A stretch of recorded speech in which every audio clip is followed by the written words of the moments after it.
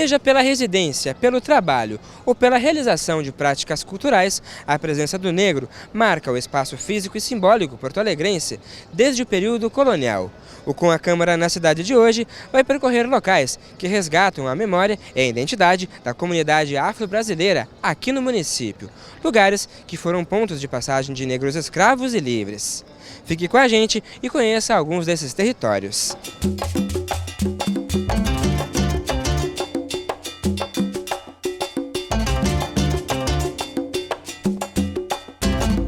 E quem vai nos acompanhar pelo percurso é o antropólogo Oswaldir Bittencourt Júnior. A nossa primeira parada começa aqui na paróquia Nossa Senhora do Rosário, onde existiu a primeira irmandade negra considerada aí pela Igreja Católica. E quer dizer então, Oswaldir, que aqui nesse local onde a gente está hoje, antes dessa igreja que está construída, existiu uma outra igreja que foi construída por escravos. Sim, uma outra igreja, a bem da verdade, a Irmandade da Nossa do Rosário dos Homens Pretos, ela foi criada em 1787 em Porto Alegre. Elas realizavam procissões, faziam cobrança de donativos, inclusive com a presença da Rainha Ginga do Rei de Congo, né, à frente da Igreja Nossa Senhora do Rosário.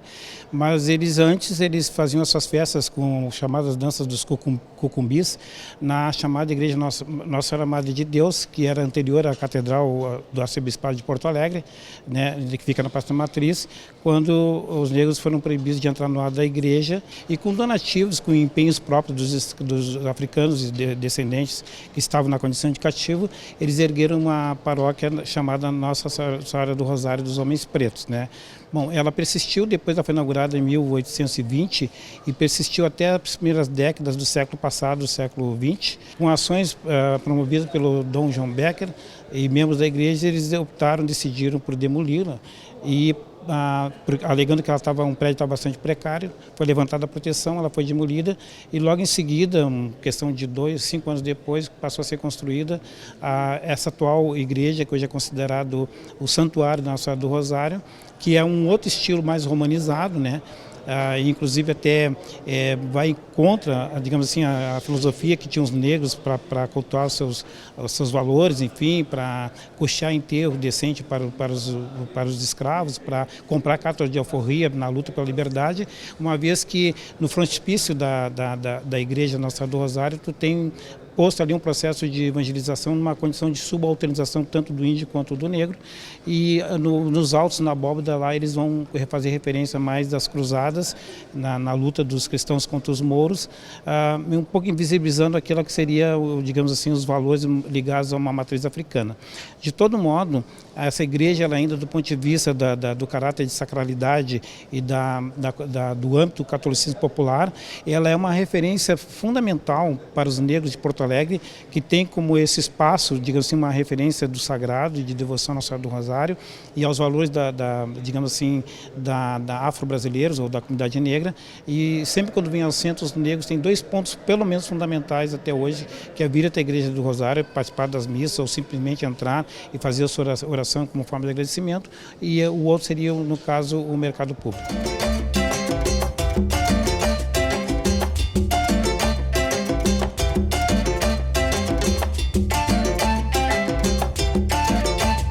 Aqui o Largo Glênio Pérez, um dos pontos mais movimentados da capital gaúcha, que hoje a gente vê aí uma grande movimentação de pessoas, também teve aí um significado muito importante para os negros. Foi aqui, principalmente, os negros cativos que circularam por aqui, e tem uma grande história aqui, né, Oswaldir, também, de bastante circulação e também de ponto de encontro, né, da comunidade negra aqui. Inclusive a gente tem até uma obra de arte para representar isso aí. Sim, esse ponto aqui, nós tínhamos aqui os africanos na condição de cativos que trabalhavam como marítimos, como embarcados, onde a Praça Parobé ali, que tinha um cais do porto, que trabalhavam no mercado, e também muitas quitandas, né, os escravos que trabalhavam com o comércio de quitanda e que circulavam muito junto com os escravos domésticos. Então a ideia de circularidade da presença do negro na cidade de Porto Alegre, que a gente presume presume assim da grande diáspora que teve da África para o Brasil, mas as diversas diásporas internas desse negro que circula entre a periferia, as vilas, a cidade e mesmo no centro histórico de Porto Alegre, que o negro ocupava, por exemplo,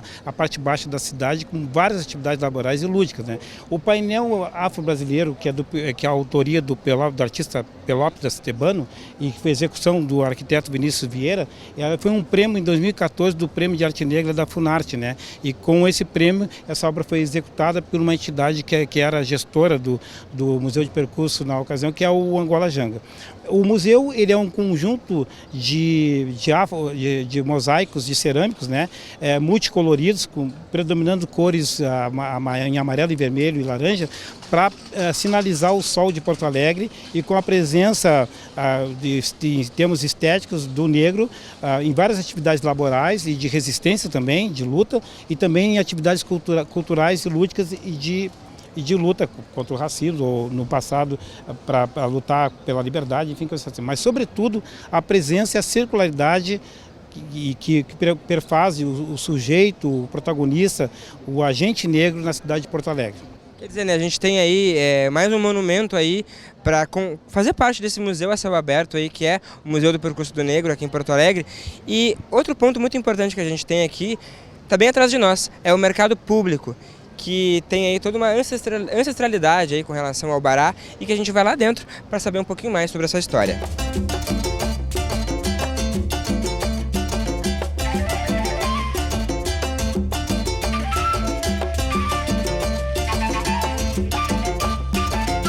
E toda essa estrutura aqui do mercado público também foi erguida pelos negros, por negros. E junto com essa força, acredita-se muito numa força mística aí, atribuída ao Bará. Bará aí, que existe aí para os povos de matriz africana com todo um significado, né? E pedir para o senhor explicar para a gente, né? Quer dizer, toda a estrutura aí, construída por negros, o Bará aí, hoje aqui, continua aqui resgatando essa memória, essa identidade, né? E essa importância, né? De não se esquecer esses valores aí. Sim. A obra O Bará do Mercado é a terceira obra que integra o Museu de Percurso, dos conjuntos de obras do Museu de Percurso, né? Ela é a autoria do Leandro Machado, do artista Leandro Machado de Pelópidas Estebano, e a execução foi do Vinícius Vieira, Wilson Santos e o Leonardo Cozenato, que executaram a obra, né? Ela se constitui num marco escultórico em homenagem ao Orixá Bará, que é o orixá que abre os caminhos, o dono da fartura, o dono dos mercados, o dono das encruzilhadas, que tem o poder de abrir e fechar e abrir os caminhos, enfim. Ela se caracteriza por pedras que estão, 7 chaves que de bronze estão colocadas no sentido anti-horário e ao mesmo tempo 7 correntes que estão colocadas dentro de um círculo desconcêntrico em cores amarelo e vermelho, né? E ela tem as direções dos quadrantes do mercado público, sendo que 2 das chaves e 2 das correntes estão voltadas para o pórtico da saída do Guaíba, né? Se presume que neste local teria sido feito um assentamento implantado no Ocutá, no centro do mercado público, pelos descendentes de africanos que aqui trabalhavam, porque aqui era um conjunto de escravos que trabalhavam na área fluvial, marítima, de quitandeiros, enfim, trabalhadores, enfim, domésticos que circulavam aqui no mercado público e vendendo também produtos como amendoim e outros, enfim. E então se presume que eles teriam feito assentamento numa das construções do mercado público ou numa das reformas, mas o que prevalece muito é a ideia de que teria sido então o príncipe Custódio Joaquim de Almeida, que é um príncipe que veio do Benin no final do século XIX para o XX, né? E que aqui viveu muito tempo, não só aqui em Pelotas, Bagé, Pelotas, Rio Grande, e aqui em Porto Alegre, teria se situado na sua residência aqui na Cidade Baixa, né? E, inclusive se fala que ele atendia o Borges de Medeiros, que foi o governador do estado, o Júlio de Castilhos, enfim, que teve um problema de uma moléstia, enfim. E, então muitas pessoas da própria sociedade acorriam a ele. Então ele pediu que houvesse 4 portas, que no meio que chama encruzilhada isso, né?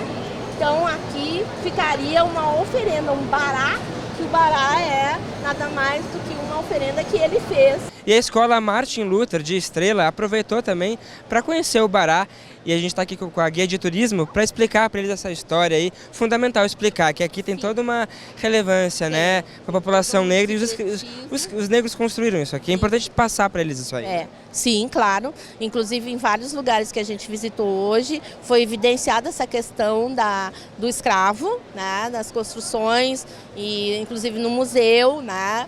E falando da etnia, das etnias que compõem Porto Alegre, a gente sempre fala sobre os escravos. E aqui a gente conta a lenda do Bará, além de contar, claro, a lenda do mercado público, né?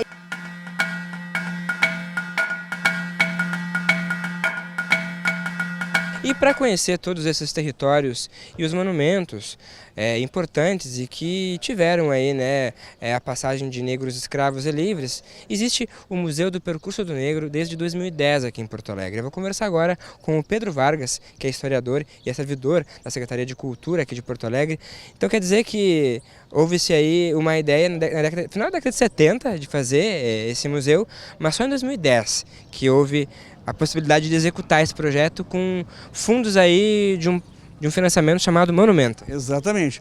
O museu nasceu, né, final da década de 70, início de 80, baseado numa percepção que existia um apagamento da memória negra nos territórios da cidade.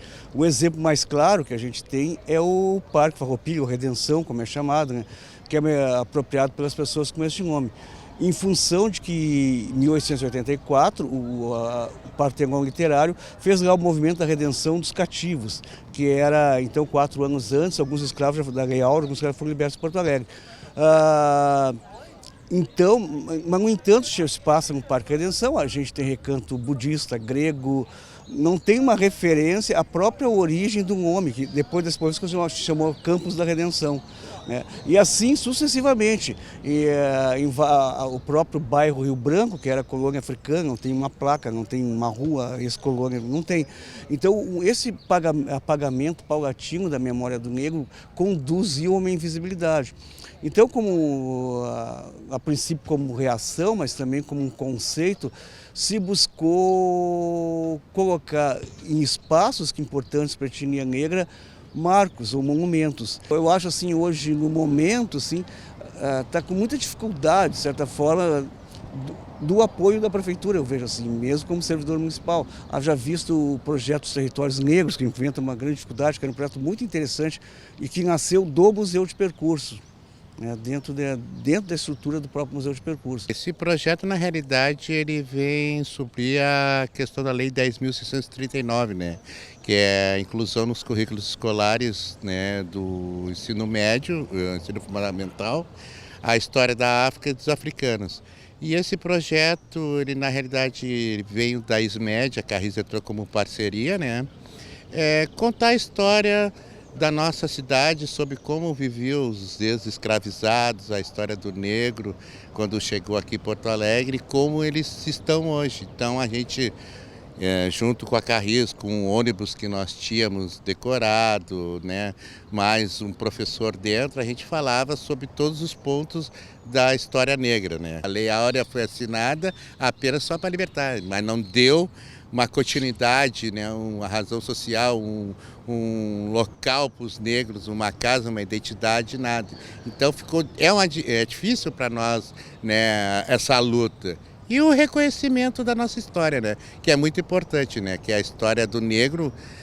Todos que têm a minha idade, mais ou menos 47 anos, reconhecem que a gente só foi escravo, mas não sabe de toda a luta, da história de África, né, que nós éramos reis, rainhas, engenheiros, matemáticos, tudo do continente africano, né. Segundo a vereadora Karen Santos, enquanto o poder público não se mobiliza, a comunidade pode se reunir e arrecadar recursos para a continuidade dos projetos. Se o poder público não se envolver novamente na garantia, como é que a gente consegue, tal qual o projeto Ileuá, correr por fora atrás de outros parceiros, assim. Então a Tempa está nos ajudando, o Sindesprev está nos ajudando, o DCE da PUC está nos ajudando, várias pessoas, a gente não conseguiu abrir uma vaquinha online, mas a gente está fazendo esse processo de arrecadação individual, então tem várias pessoas ativistas, militantes, comprometidas com a luta antirracista que estão, de certa forma, se solidarizando e fazendo uma doação também para o projeto, assim. Se a prefeitura não garante, a gente, por conta, a gente está tentando correr atrás, aí, se auto-organizando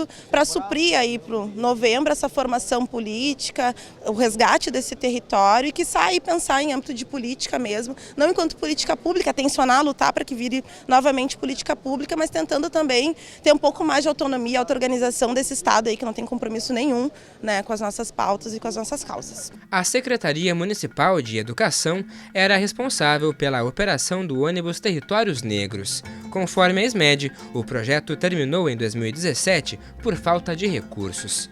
De acordo com a pasta, há uma proposta para o Circuito Central ser feito a pé.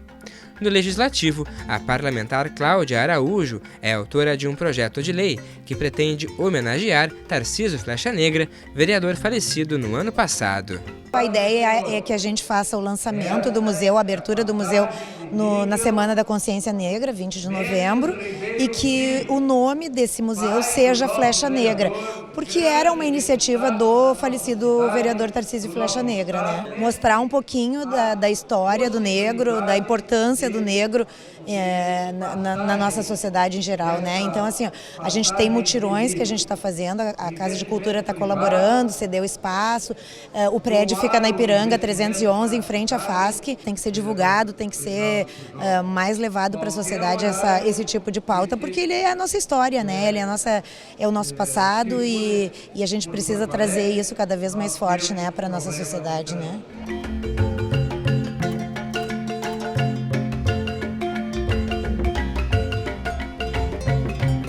Aqui, na Praça da Alfândega, foi onde existiu um dos primeiros mercados públicos aqui em Porto Alegre, ao ar livre, fluxo aí de muitos negros, conhecido aí como o Largo da Quitanda. E para representar esse fluxo, foi feita aí a pegada africana. Então, Oswaldir, esse monumento aqui, essa obra aqui do artista Vinícius Vieira representa realmente esse fluxo que existia aqui e ponto de encontro de muitos negros também. Sim, a pegada africana, ela integra a segunda obra, o segundo marco escultórico no Museu de Percurso do Negro em Porto Alegre, de autoria do artista plástico e arquiteto Vinícius Vieira. E, na verdade, ela faz uma alusão ao antigo Largo da Quitanda, que ficava aqui na praça da Alfândega, né? E também aos escravos que trabalhavam como marítimos, porque antes de ter o cais do porto, tinham todos aqueles ancoradores ali, os trapiches, e foram mais de 100 trapiches, enfim, que os escravos trabalhavam como embarcados nesse comércio fluvial de Porto Alegre, né? E a pegada africana, ela é um mapa da África feito em aço inox retorcido, porque ele se refere à circularidade não só dos negros, da cultura negra, tanto que os dedos são circulares e o mapa africano ele assume, a ilha assume uma forma circular. E a ideia da pegada é a ideia de referir aos percursos que os negros tiveram nesse processo da diáspora africana, vindo de diversas comunidades culturais vindos do continente africano e aportando aqui em Porto Alegre, não só no Rio Grande do Sul, no Brasil, mas sobretudo Porto Alegre. Ela também faz uma alusão que as pedras que integram a área interna dessa arte, elas foram tiradas aqui da própria Praça da Alfândega e seriam pedras portuguesas que se presume que foram colocadas na praça quando ela foi construída pelos próprios escravos, né?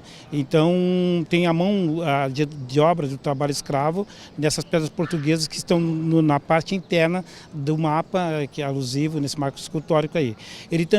O artista também procurou dar significado às cores do pan-africanismo americano, que foi um movimento de unificação dos povos e culturas africanos, ou seja, a África para a África, então as cores do pan-africanismo estão colocadas na cor negra das pedras africanas, junto com o seu entorno, que seriam, no caso, o verde das plantas, o amarelo dos prédios que estão ali e o vermelho das pedras portuguesas, junto com a cor negra no mapa. Ele então vai prefigurar, dar essa representação das cores do pan-africanismo, que seria uma resistência desde a África e mesmo depois nas diversas diásporas, nas sociedades de destinos, no caso latino-americanas e, sobretudo, o Rio Grande do Sul, Porto Alegre, né?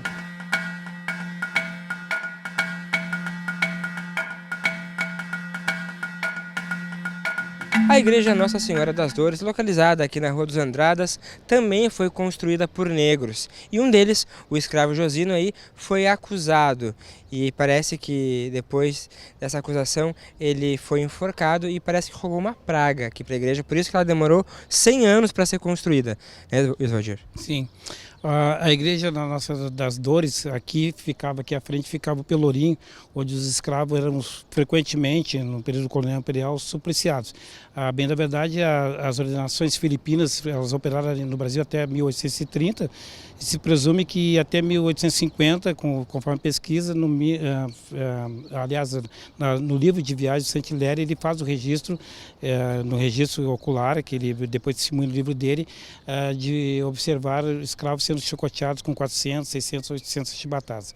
No caso do escravo Josino, ele trabalhava nas obras de construção e ele tinha um patrão que era português, enfim, o seu senhor, e começaram a desaparecer materiais das obras aqui e ele foi acusado de ter roubado algo que ele sempre negou e ele passou a ter imprecações e proferiu então uma maldição, provando a sua inocência, que ela seria provada, que ele disse que daria 100 anos, aliás, que ela nunca seria concluída, né, inclusive com as suas torres previstas, e de fato foi uma dificuldade, bastante diversidade para concluí-la, que ela veio a ser concluída acho que no início, na passagem do século XIX para o XX, e tão somente 100 anos depois, e ainda foi inaugurada por um prior negro que fazia parte da Irmandade Negra Católica aqui do Rio Grande do Sul, né. E se presume então, a partir desse dado paradigmático do escravo Josino, de quantos escravos teriam e contra eles teriam sido perpetradas, cometidas muitas das injustiças, com acusações infundadas e, por consequência, penalidades injustas. E todo esse percurso também tem sido mostrado para os imigrantes que vêm até Porto Alegre.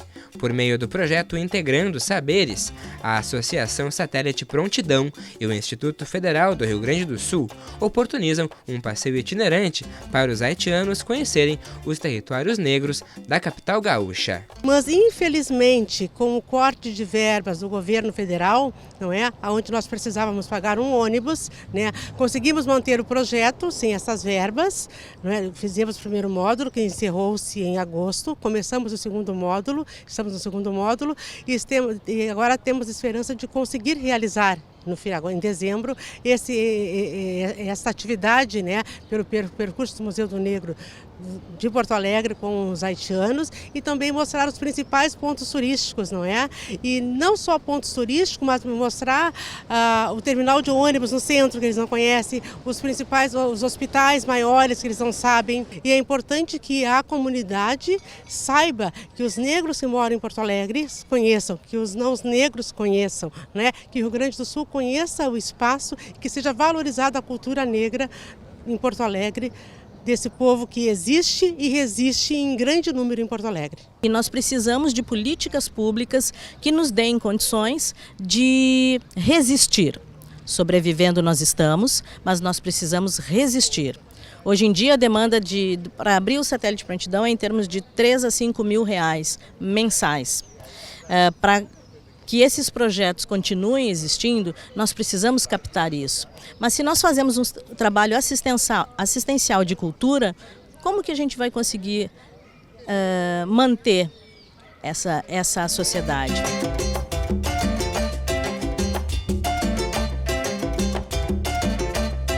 Aqui na Praça Brigadeiro Sampaio, próximo à usina do gasômetro, existiu o conhecido Largo da Forca, onde muitos escravos foram enforcados acusados de roubo, exatamente aqui nesse local que a gente está agora.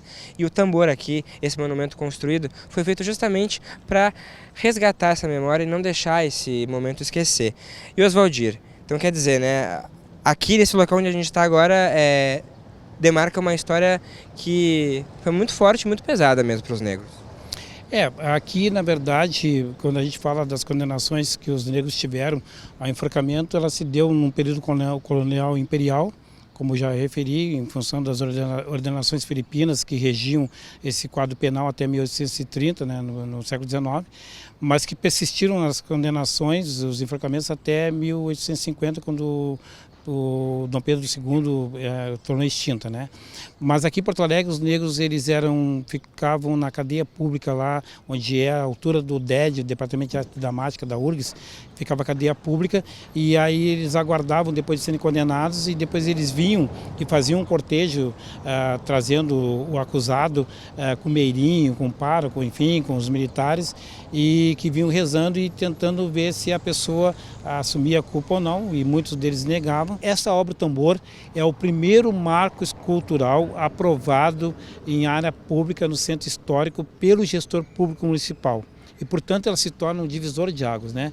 Então, os negros que chegavam aqui não encontravam ilustres personagens históricos ou porque tinham tido um grande feito, como enquanto homenageados pelo aspecto da monumentalidade, como bustos, esculturas elevadas que pudessem fazer referência às memórias e os atos de grandes feitos, né? Eles não encontravam. Aliás, a maior parte das obras sempre é alusiva a personagens históricos eurocêntricos, e então, de todo modo, sendo um tambor, o que se propôs?